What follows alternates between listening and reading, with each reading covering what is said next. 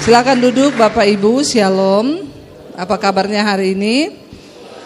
Minal aidin wal faizin ya. Mohon maaf lahir dan batin ya. Gak apa-apa kan kita bermaaf-maafan di hari yang fitri ini toh. Iya, pada gak mudik nih. Ya, karena banyak orang mudik walaupun tidak lebaran saudara ya. Tapi puji Tuhan kita semua mau datang ke gereja itu anugerah.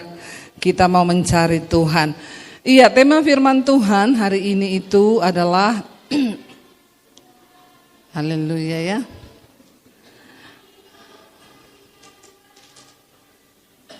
Biar pintunya ditutup dulu jadi tidak bocor. Iya, firman Tuhan hari ini temanya adalah rahasia untuk dipakai Tuhan agar hidup kita ini bisa memuliakan nama Tuhan. Berapa banyak yang ingin dipakai Tuhan dulu, angkat tangan. Saya pengen lihat dulu, kalau saudara gak pengen kan saya gak usah khotbah toh. Ngapain saya khotbah kalau saudara gak pengen dipakai Tuhan, kan gitu ceritanya kan. Jadi kalau yang gak pengen dipakai Tuhan pulang saja. Jadi Bapak Ibu seringkali kita berpikir, oh dipakai Tuhan itu jadi pendeta, jadi pengkhotbah. Oh kalau dipakai Tuhan itu berdiri di mimbar sini, jadi pemusik, singers. Kita berpikir bahwa orang dipakai Tuhan itu hanya di gereja. Dan kalau kita berpikir seperti itu terlalu sempit pemahaman kita, ya bahkan ya itu sih agak sedikit tersesat sih kalau kita berpikir bahwa oh hidup dipakai Tuhan itu hanya ketika kita melakukan kegiatan dan aktivitas yang terlihat sepertinya rohani. Nah hari ini saudara kita harus tahu dulu kenapa sih Tuhan menciptakan saudara di dunia ini. Bukan karena Tuhan kurang kerjaan. Saudara ada di dunia ini. Jangan berpikir bahwa ya saya juga gak tahu kenapa saya ada di dunia bu. Begini. Kita buka bersama yuk, lihat dulu Yesaya 43 ayat 21. Yesaya 43 ayat 21 firman Tuhan berkata demikian saudara. Baca 1, 2, 3. Umat yang telah kubentuk bagiku. Untuk apa di sana dikatakan? Akan. Oh enggak ada ayatnya tuh. Multimedia bisa ditayangkan. Yesaya 43 21 saudara ya. Umat yang telah kubentuk. Soalnya ini jemaat juga malas baca-baca Alkitab ini. Coba buka di handphone sucimu saja kalau nggak ada di situ. Ya, kalau nggak bawa ayat kitab suci, handphone suci ada kan? Siapa di sini yang handphonenya ada aplikasi Alkitab? Yang ada, pulang ambil sepeda di bawah. Nggak tahu sepedanya siapa, ambil saja. Hei, penting saudara taruh di HPmu itu aplikasi Alkitab, amin. Supaya saudara lagi di mana aja baca Alkitab. Ya, lagi nganggur baca Alkitab, lagi ngapa baca Alkitab. Selama Alkitab masih bisa dibaca. Karena ada saatnya nanti kebenaran itu sudah tidak ada lagi. Ketika engkau pengen ngerti sudah tidak bisa. Mumpung masih bisa, baca, taruh di HPmu itu. Ya jangan aplikasi game aja banyak di HPmu. Aplikasi apa lagi? Ya ibu-ibu, foto, edit foto jahanam. Ya banyak itu, tapi itu Alkitab tidak ada dipasang di situ. Bertobat memang ini. Jadi kalau multimedia tidak tayangkan di sini, tidak ada yang baca. Saya tidak mau khotbah jemaat tidak baca Alkitab, karena saya tahu di rumah kau jarang baca Alkitab. Iya apa ya? Bertobat. Ya, yuk baca sama-sama 1, 2, 3.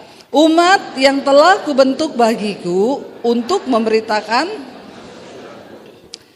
Umat yang telah kubentuk bagiku akan memberitakan kemasyuranku. Buat apa kita diciptakan di dunia? Salah satu alasannya agar kita ini memberitakan kemasyuran, kemuliaan bagi nama Tuhan. Jadi kita akan dipakai Tuhan untuk membawa kemuliaan bagi nama Tuhan. Lalu ketika kita bilang, oh saya mau dipakai Tuhan untuk memuliakan nama Tuhan. Berarti saya harus daftar jadi pemusik. Saya harus daftar jadi pendeta. Saya harus sekolah Alkitab. Saya harus daftar jadi singers. Bukan itu Bapak Ibu. Karena yang berdiri di mimbar ini juga belum tentu mereka memuliakan Tuhan. Belum tentu. Amin.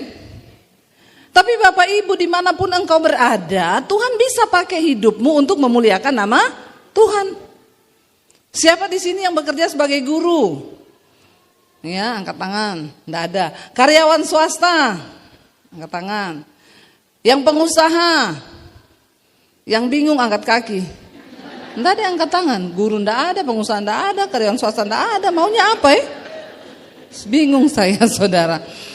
Saudara yang bekerja sebagai guru, saudara yang bekerja sebagai pengusaha, saudara bekerja sebagai perawat, saudara bekerja sebagai karyawan swasta, saudara tukang ojek sekalipun, sopir angkot, Tuhan bisa pakai enggak? Bisa, di bidang pekerjaanmu masing-masing. Untuk bagaimana kita ini bisa dipakai Tuhan? Ya, kalau kau jadi sopir angkot yang jujur, yang mau nolong orang, kau kan memuliakan nama Tuhan. Ya, kalau kita jadi pengusaha yang cinta Tuhan, kita juga memuliakan nama Tuhan.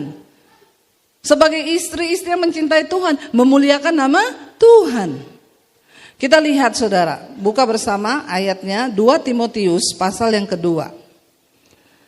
Syaratnya itu ada ya. Bagaimana supaya kita bisa jadi hamba Tuhan yang dipakai Tuhan. 2 Timotius 2 ayat yang ke-19 dulu. Ada syaratnya di sana saudara. Baca bersama 1, 2, 3. Tetapi dasar yang diletakkan Allah itu teguh dan materainya ialah Tuhan mengenal siapa kepunyaannya dan setiap orang yang menyebut nama Tuhan hendaklah meninggalkan kejahatannya. Kenapa tadi saya bilang dipakai Tuhan, memuliakan nama Tuhan, enggak semua harus berdiri di mimbar. Karena yang berdiri di mimbar ini juga belum tentu memuliakan nama Tuhan. Walaupun yang dinyanyiin lagu rohani. Pendeta, khotbah belum tentu memuliakan nama Tuhan. Orang yang memilih melayani Tuhan syaratnya ada. Ayat ini dengan jelas berkata, dasar yang diletakkan Allah itu teguh. Dan materainya itu apa? Tuhan mengenal siapa yang menjadi milik kepunyaannya. Enggak semua orang pelayanan di gereja itu milik kepunyaan Tuhan. Tidak semua orang Kristen yang ke gereja itu milik kepunyaan Tuhan. Gereja sekali ibadah 30.000. Apakah 30.000 itu kepunyaan Tuhan? Belum tentu. Bisa jadi cuma 500 yang kepunyaan Tuhan. Dan kita tidak usah pencitraan, kita tidak usah membela diri, kita nggak usah sok-sok validasi kalau kita ini rohani. Karena ayat ini dengan jelas berkata apa? Tuhan mengenal siapa? Kepunyaannya. Jadi berkat Tuhan pun tidak bisa tertukar, berkat Tuhan pun tidak bisa salah alamat, berkat Tuhan pun tidak bisa disaingi, karena Tuhan tahu siapa milik kepunyaannya. Orang bisa meniru usahamu, tapi orang nggak bisa tiru berkatmu. Orang bisa tiru apapun yang saudara buat, tapi orang nggak bisa tiru berkatmu karena Tuhan tidak pernah salah alamat. Lalu milik kepunyaan Tuhan itu, orang yang memuliakan nama Tuhan itu yang bagaimana? Baca dikatakan setiap orang yang apa? Menyebut nama Tuhan hendaklah meninggalkan apa? Dosa.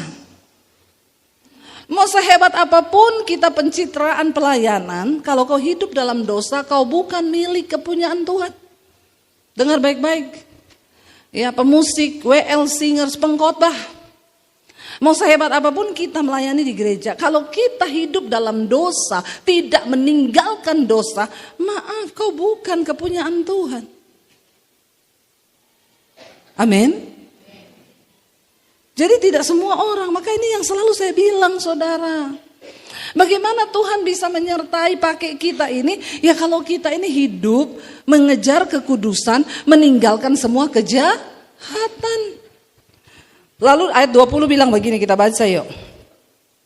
Dalam rumah yang besar bukan hanya terdapat perabot dari emas dan perak, melainkan juga dari kayu dan yang pertama dipakai untuk maksud yang mulia dan yang terakhir untuk maksud yang kurang mulia. Ayat 21. Jika seorang menyucikan dirinya dari hal-hal yang jahat, ia akan menjadi perabot rumah untuk ia dikuduskan, dipandang untuk dipakai tuannya dan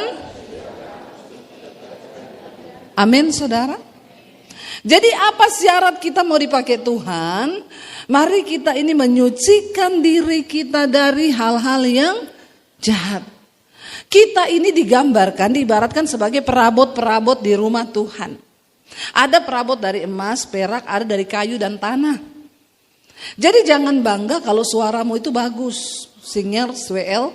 Belum tentu kau perabot yang mulia. Jangan bangga kalau khotbah saya itu bagus. Karena di hadapan Tuhan belum tentu saya ini perabot yang mulia. Syarat untuk menjadi perabot yang mulia dikatakan apa? Jika seorang menyucikan dirinya dari hal-hal yang jahat. Jika dia menyucikan diri dari dosa, membuang dosa, maka ia itu akan menjadi perabot yang mulia. Dipakai untuk maksud yang mulia. Dikuduskan, dipandang layak oleh siapa? Pendeta? No, oleh Tuhannya. Siapa Tuhan kita? Tuhan Yesus. Jadi kita nih, mari kita mengejar perkenanan Tuhan. Dalam rumah yang besar itu terdapat perabot. Ada perabot yang mulia, tempatnya di tempat yang mulia. Ya kayak kita hari ini ada di satu ruangan. Di ruangan ini tempat yang mulia tuh yang mana? Menurut saudara? Di sini kan? Karena semua mata kan tertuju ke sini kan? Kalau saudara datang terus saudara duduk menghadap ke belakang sana, aneh enggak? Aneh ya. Ini tempat yang mulia. Karena kenapa ini tempat mulia? Perabotnya ini semua mahal yang di sini. Mahal. Iya benar. Ada keyboard, drum, ini semua harganya puluhan juta ini. Mahal saudara. Dan sesuatu yang mahal itu memang ya harganya ya mahal. Kalau misalnya saudara datang ke sini nih. Terus saudara lihat di atas sini ada ember, ada wajan, ada panci, ada kompor. Itu salah tempat atau tidak? Terus saudara kalau lihat di sini panci, ember, mukanya saudara gimana? Saudara datang tiba-tiba di tempat yang mulia kok ada ember, ada perabot, ada wajan. Kan saudara kan gini, ini gila kali yang nata ini ya. Karena itu namanya bukan pada tempatnya. Ini yang Alkitab bilang, ada perabot yang mulia, ada yang tidak mulia. Untuk menjadi perabot yang mulia itu bagaimana? Menjadi perabot yang mahal di mata Tuhan, kamu tidak ada cara lain. Kamu harus menyucikan dirimu dari hal-hal yang jahat. Makanya saya bilang walaupun suaranya bagus, pemain musiknya bagus, belum tentu engkau itu perabot yang mulia di mata Tuhan. Walaupun saya khotbahnya tekniknya bagus, saya belum tentu loh perabot yang mulia di mata Tuhan. Sesuatu yang mahal di mata Tuhan tidak dihitung dari uang. Tetapi dari orang yang belajar menyucikan dirinya dari hal-hal yang jahat. Saudara, Tuhan mau pakai hidupmu saudara. Dimanapun engkau berada, engkau bisa menjadi alat Tuhan yang menyatakan kemuliaan Tuhan. Tapi saya nggak mau bicara yang wah-wah dulu. Kita mulai dari rumah tangga dulu lah Bapak Ibu, amin. Nah, kita mulai catat apa ya? Saya dulu pertama kali bertobat, saya bikin catatan dosa saya. Saya bikin catatan dosa. Saya punya buku catatan dosa saya. Saya bikin itu. Waktu saya baca Alkitab, waktu saya pertama jadi Kristen, saya baca Alkitab Perjanjian Baru. Dosa saya itu banyak sekali. Saya baca itu keinginan daging kan. Sebab keinginan daging telah nyata, percabulan, kenajisan, hawa nafsu, nafsu jahat, iri hati, kebencian, dendam, amarah, pertikaian, perseteruan. Wah, ada semua sama saya itu. Saya catat, saya bikin daftar dosa. Kalau orang Kristen sekarang tidak, daftar dosa tetangga ada di dia. Tapi daftar dosanya tidak ada. Tapi daftar dosa tetangga ada. Julid, ya toh, iri hati. Amin apa amin? Ya, kau duduk di gereja dengar khotbah pendeta, kau bilang ini harusnya khotbahnya untuk istri saya. Karena istri saya itu banyak dosa. Ya, suami istri juga begitu. Ini harusnya suami saya dengar nih. Kita lebih banyak catatan dosa orang lain daripada catatan dosa diri sendiri.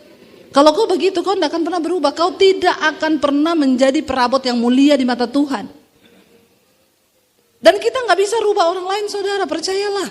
Kau cuma tuntut suamimu berubah, percuma, nggak bisa. Makanya coba tolong istri-istri, kau berubahlah, bikin catatan dosamu. Amin. Karena istri kalau disuruh suami bertobat, marah enggak? Bapak-bapak, kalau kau suruh istrimu bertobat, marah nggak dia? Ya, suami-suami kau disuruh istrimu bertobat, marah enggak? Kok suaranya kecil ya? Nggak marah ya suami? Kalau disuruh istri bertobat nggak marah ya? Suami-suami di sini semua hebat ya, kalau disuruh istrinya bertobat nggak ada yang marah ya? Memang istri itu penguasa sih, di mana-mana ya. Kalau engkau istri bikin catatan dosamu, kau baru tahu itu. 1, cerewet. 2, tukang marah. 3, suka nyolong uang suami. Amin. Kira-kira ibu-ibu nyolong uang suami itu dosa atau tidak? Oh, ada yang bilang tidak loh, tidak ya. Tidak, memang saya sih setuju juga. Saya sih setuju, karena Alkitab bilang kan suami istri itu menjadi satu daging. Jadi uangnya suami adalah uang istri, bertobat. Sesat ini. Namanya itu suami. Suami itu singkatan dari apa? Semua uang adalah milik. Memang sudah dari sananya loh. Sebutan suami itu, suami, semua uang adalah milik istri. Iya juga ya? Iya. Makanya kita mulai loh dari diri kita, yuk ibu-ibu, kau bikin catatan daftar dosamu. Ya, saya ini cerewet, saya ini egois, saya ini begini, saya ini begini. Lalu kau doa, Tuhan, aku mau bertobat nih. Saya lakukan itu. Lalu bagaimana caranya? Saya puasa, saudara. Kau enggak bisa cuma minta ke pendeta, Pak Pendeta, doakan dong saya ini pemarah. Terus kau pikir setelah ditumpang tangan biar mau ditumpang kaki juga kau. Kalau kau enggak niat berubah, berjuang untuk berubah, enggak bisa. Keselamatan Tuhan sudah berikan buat kita. Tapi untuk kerjakan keselamatan itu kita yang harus mengerjakannya. Kalau keselamatan tidak kau kerjakan, keselamatan itu enggak hilang. Tapi kau tidak layak mendapatkannya, amin. Jadi kita harus mengerti itu. Nah, ketika kita bikin catatan dosa kita, barulah itu kita mulai berdoa, Tuhan aku ini cerewet. Dalam nama Yesus, mulai besok saya tidak mau cerewet. Amin ibu-ibu. Ya, saya ini begini mulai besok, itu kita ya, baru kita bisa.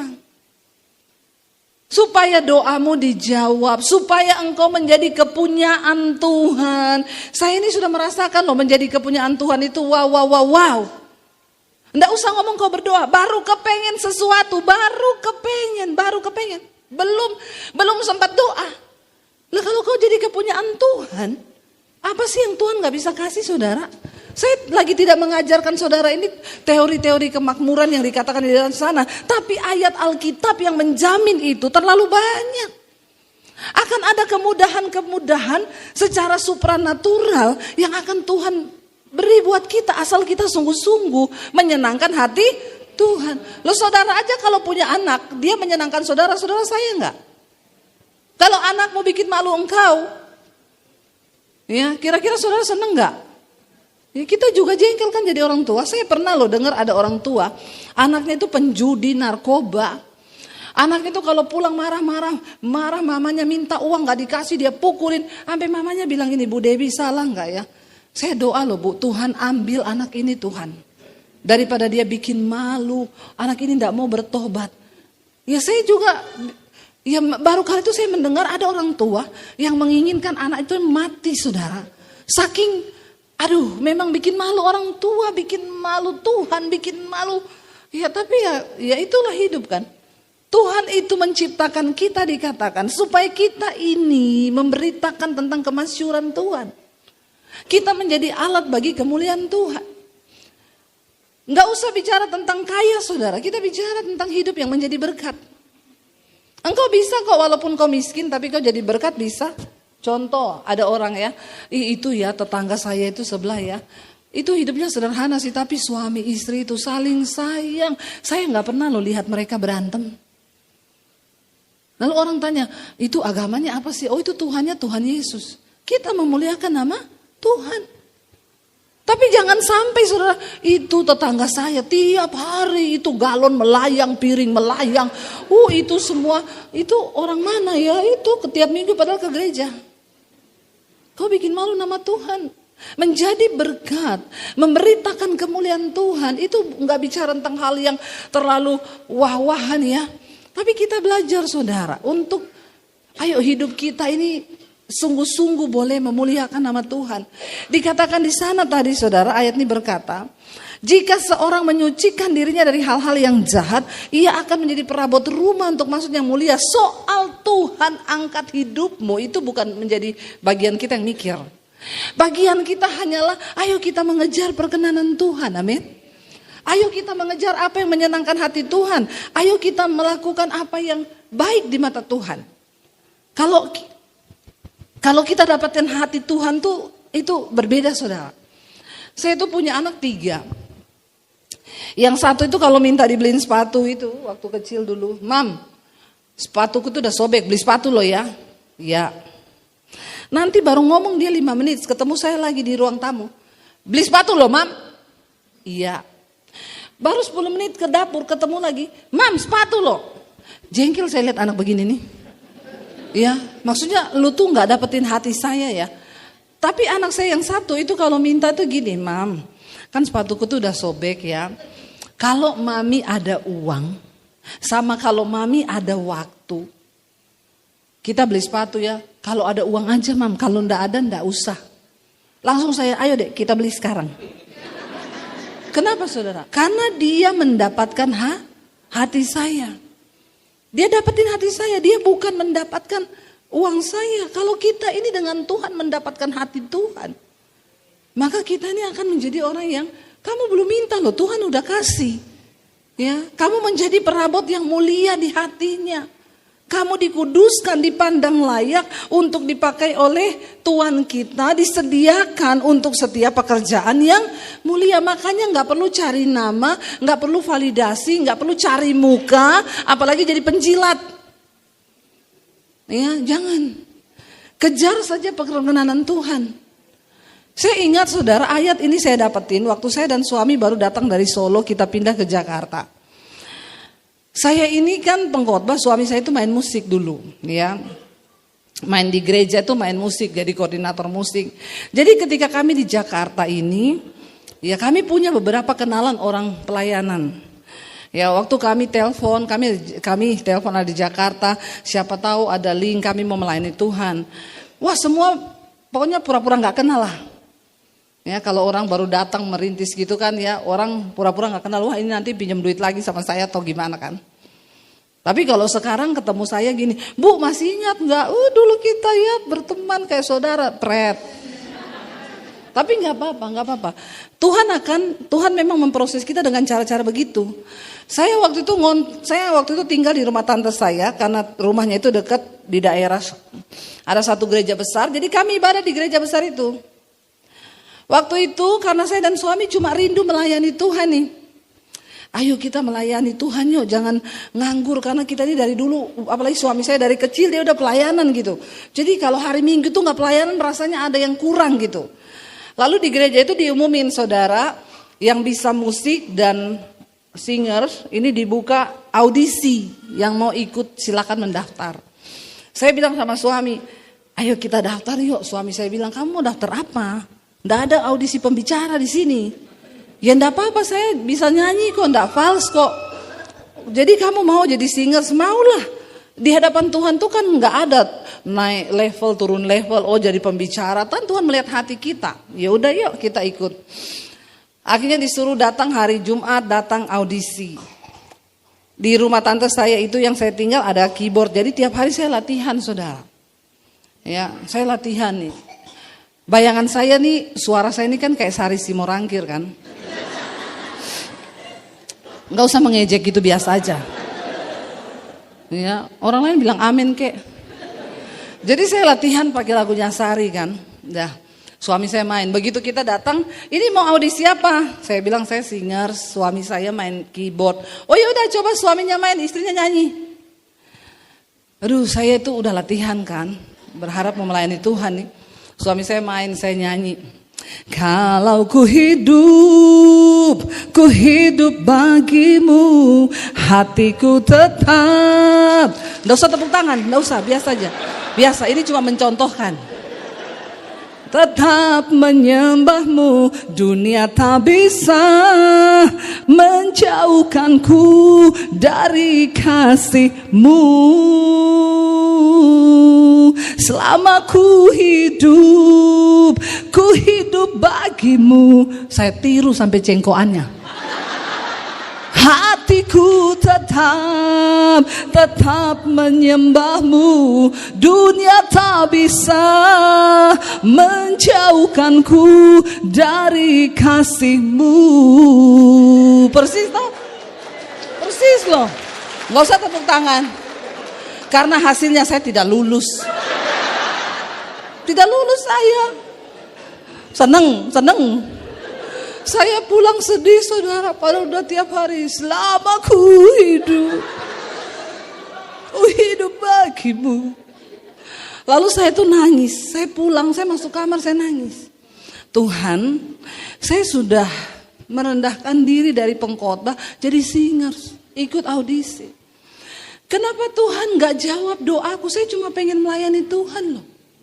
Terus Tuhan kasih ayat ini sama saya. Di dalam satu rumah ada perabot. Intinya hari itu Tuhan bilang, aku tahu tempatmu berada itu di mana. Kamu diem aja, kejar perkenananku. Saya nangis waktu itu, nangis. Minggu depan saya datang lagi ke gereja itu. Lagi penyembahan, saya nangis bercucuran air mata. Tiba-tiba saya dengar suara Tuhan. Tuhan bilang begini sama saya, satu saat kamu akan berdiri di mimbar itu untuk menyampaikan isi hatiku. Saya nangis bercucuran antara percaya dan tidak. Saya bilang pulang sama suami, aku tadi waktu penyembahan dapat suara Tuhan. Apa? Tuhan bilang satu saat saya khotbah di gereja itu. Suami saya bilang, audisi singer saja tidak diterima sayang. Kalau berhayal jangan tinggi-tinggi say. Nanti kalau jatuh sakit. Tapi saya bilang kan Tuhan yang ngomong. Biarkan, sudah tahu. Tidak berapa lama. Dengan cara Tuhan. Saya bilang sama suami saya bilang gini. Caranya Tuhan gimana? Mau angkat kamu khotbah di gereja itu. Yang khotbah di gereja itu pendeta-pendeta terkenal. Kamu dulu belum Kristen, mereka sudah pendeta. Kamu belum Kristen. Terus sekarang bagaimana caranya? Saya bilang itu urusan Tuhan. Bagian kita kejar perkenanan Tuhan. Sudah tahu saya khotbah pertama kali bukan di gereja itu, di pusatnya. Di pusatnya, bukan di situ, yang di pusatnya. Saya khotbah di sana dan akhirnya suami saya jadi koordinator musik di situ, yang tadi tidak diterima. Tapi dengan cara Tuhan. Bagaimana kita bisa jadi perabot yang mulia? Ya, cuma satu Tuhan bilang, sucikan dirimu dari hal-hal yang jahat, maka engkau akan dipandang layak, diberi pekerjaan yang mulia. Nggak usah cari muka sama orang, nggak usah cari muka sama pendeta, cari muka sama Tuhan. Cari muka sama Tuhan gimana caranya? Bertobat. Buang semua yang jahat, kenajisan, percabulan, perselingkuhan. Bapak-bapak di sini ada yang masih selingkuh? Berani angkat tangan kau? Ya. Jangan ya, coba-coba selingkuh ya. Saya kemarin ngobrol-ngobrol sama suami waktu kita lagi baca tentang kitab pengkhotbah. Lalu saya cerita sama suami, Salomo itu loh, gila banget itu. Orang terkaya di Yerusalem. Dia punya bisnis peternakan, perkebunan, perikanan. Dia punya bisnis, dia kumpul mas-mas raja-raja, mas tua, perak tua, dia punya semuanya. Dalam hal wanita, 1000 loh, istri sama gundik 1000. Lalu suami saya bilang, iya gila sih itu Salomo, gila. Dia bilang, aku tidak pernah menghalangi mataku dari semua yang aku inginkan. Apapun yang mataku pengen, aku harus dapat. Itu Salomo. Dan dia menulis apa? Ternyata semuanya adalah sia-sia. Kalau engkau hidup tanpa takut akan Allah, kata Salomo. Ya, lalu saya bilang sama suami saya, lah iya bapak-bapak sekarang aja belum kaya, udah selingkuh. Ya, karena banyak ani-ani sekarang, apalagi banyak adel-adel, ani-ani padel. Ya, jadi bapak-bapak yang suka padel hati-hati, banyak adel, ani-ani padel, ya banyak ani-ani ini semua cara dia masukin pokoknya. Dia mau padel, mau apa, karena dia memang ditugaskan syaiton. Ditugaskan syaiton itu ani-ani memang untuk menjebak laki-laki gatel. Bertobat kau bapak-bapak ya, ingat ya, kau masih muda, masih ada duit, kau selingkuh terus kau, kalau udah tua, ya, kau bukan jadi sugar daddy sugar, bapak-bapak sakit gula, diabetes. Bertobat ya, bertobat. Lalu saya bilang sama suami kan, iya ya, tuh bapak-bapak kata suami saya gini, makanya istri satu aja ndak habis-habis malah tambah gede lu. Saya tanya sama suami, maksudmu itu apa? Ya, itu sekelas Salomo loh saudara. Dia menulis semuanya, dia punya uang, dia punya kekayaan. Dia bilang tidak ada orang yang lebih kaya daripada aku semasa itu yang pernah hidup di Yerusalem dibandingkan dengan kekayaanku. Tapi pada akhir hidup dia bilang begini, ternyata yang terbaik bagi manusia di bawah matahari ini apa? Makan, minum, senang-senang. Tetapi itu pun adalah pemberian Allah. Jadi ternyata biar orang kaya, kalau Tuhan gak kasih karunia menikmati, gak bisa. Gak bisa. Jadi jangan sombong kau. Saya banyak ketemu orang kaya raya ya. Tapi hidupnya gak bahagia, rumah tangganya hancur. Anak-anak hancur. Semua hancur, hidupnya kosong. Ya, kita walaupun miskin mungkin, ya, tapi kalau Tuhan kasih kita karunia menikmati, kita bahagia loh. Matanya menatap saya biasa aja, jangan melihat begitu. Ya, iya bu, memang uang gak bisa membeli kebahagiaan kalau sedikit, pret. Saya ngomong gini karena saya pernah merasakan saudara. Saya pernah merasakan hidup tanpa uang 1 sen pun, saya pernah merasakan. Ya, saya yakin gak ada yang lebih menderita dari saya waktu itu. Saya jadi pembantu, cuci baju, di kos-kosan, nyapu, nyetrika, ngepel, tanpa ada uang makan pun, berharap dari anak kos yang bisa kasih makan. Waktu saya diusir dari keluarga saya karena saya jadi Kristen. Ya, mungkin saudara gak pernah mengalami, saya mengalami. Tapi ditanya, saya bahagia? Bahagia banget. Waktu lapar, saya puasa, saya datang di rumah doa, saya nangis di hadirat Tuhan, saya dikuatkan, sukacita, happy, kuat saya. Padahal menderita. Ya, makanya anak-anak muda di sini perempuan-perempuan, kau jangan cuma mau menikah cari selain donatur dilarang mengatur. Ya, kalau kau tidak mendapatkan Tuhan, Tuhan tuh sumber kebahagiaan kita. Ya, saya dulu naik motor anak 3 bonceng 5 loh. Ya, bayangkan 5. Saya duduk di ujung di besi, seneng dengar penderitaan, seneng. Saya bilang sama suami, hati-hati kau injak polisi tidur jatuh saya ini. Ya, jadi saya pernah merasakan itu. Tapi apakah kami bahagia? Sangat bahagia. Hari ini puji Tuhan kami bisa naik mobil enak. Bahagia? Sama bahagianya. Dulu kita naik motor, bahagia kita. Karena kalau naik motor kan gak kehujanan, gak kepanasan kan. Kalau hujan gak kepanasan, kalau panas gak kehujanan. Naik motor ya.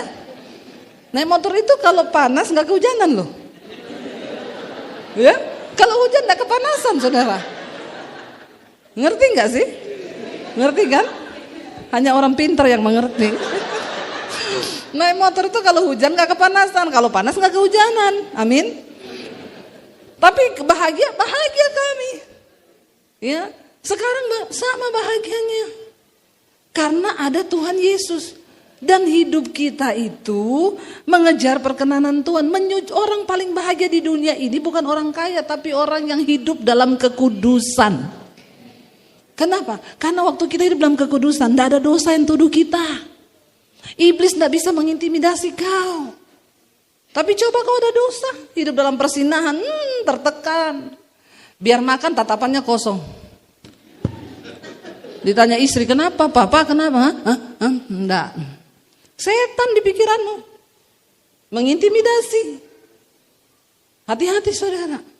Ayo hari ini kita mau perbaiki Tuhan. Aku mau hari-hari ini Tuhan sedang mencari orang untuk dipakai Tuhan, menyatakan kemuliaan Tuhan. Hari ini kami bisa bangun sekolah misi.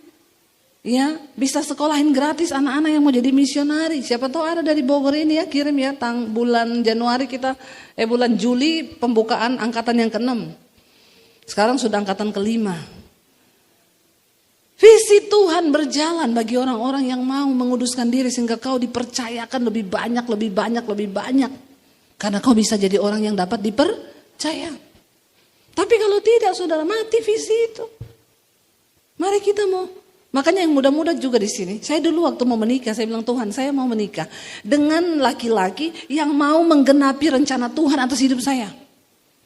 Jadi dengar ya, yang anak-anak muda di sini, jangan kau menikah cuma karena dikejar target, karena dikejar orang tua, dikejar umur.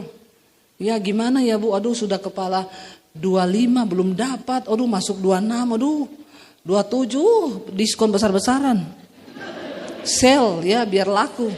Udah 28, aduh bagaimana, udah mau kadaluarsa ini. Ya jangan. Menikahlah, bilang Tuhan, aku mau menikah untuk menggenapi rencana Tuhan atas hidupku. Maka Tuhan pasti kasih kamu jodoh yang terbaik.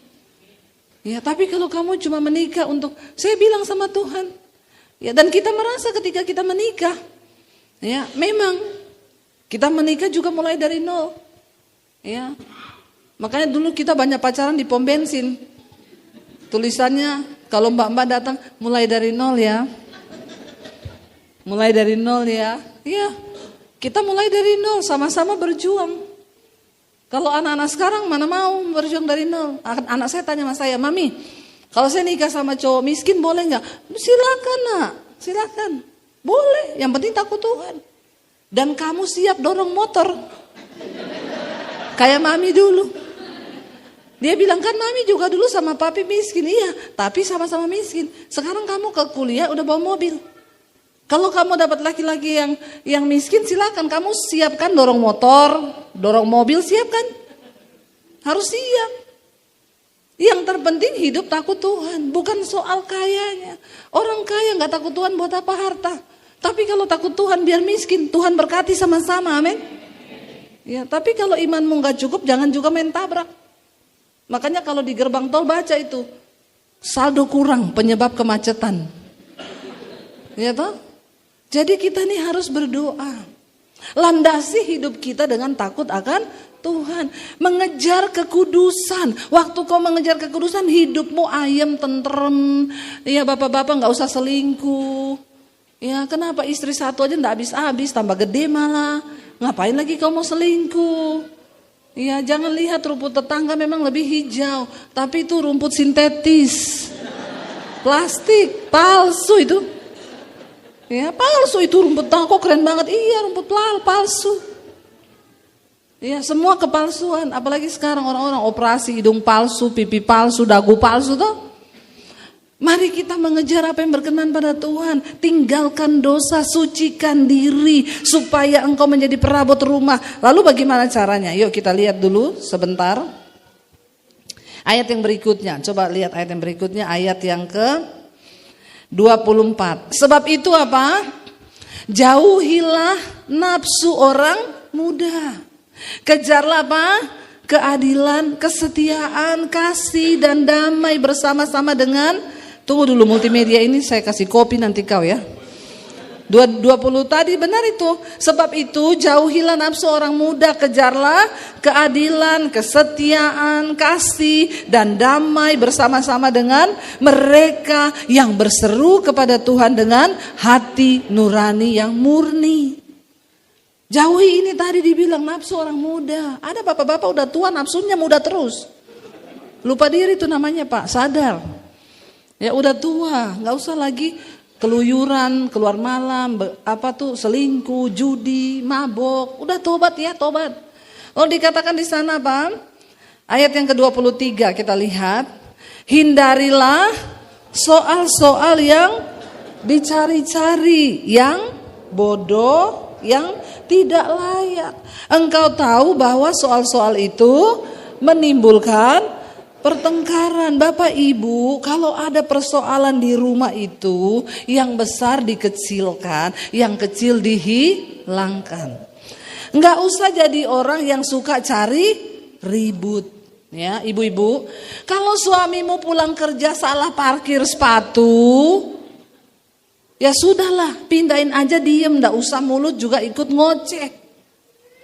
Jangan cari-cari persoalan. Nggak usah cari-cari soal, karena soal-soal itu menimbulkan pertengkaran. Kita nggak boleh bertengkar. Ayat bawahnya bilang apa? Ayat yang berikutnya 24. Sedangkan seorang hamba Tuhan tidak boleh, tetapi harus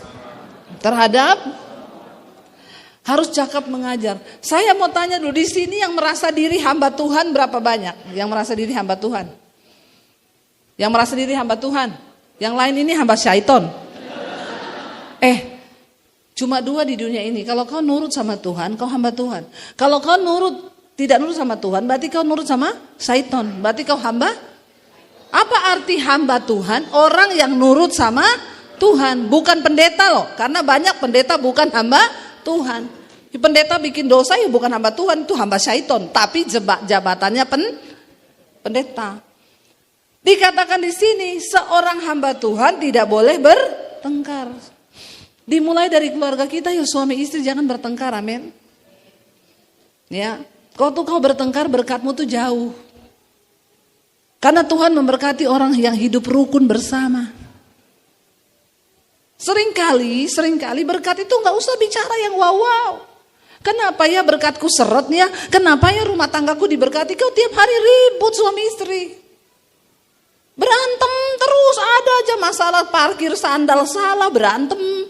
Masalah taruh handuk salah, ribut. Berantemnya 3 hari 3 malam gak bicara. Kau bukan hamba Tuhan, kau hamba syaiton. Makanya berkatmu seret.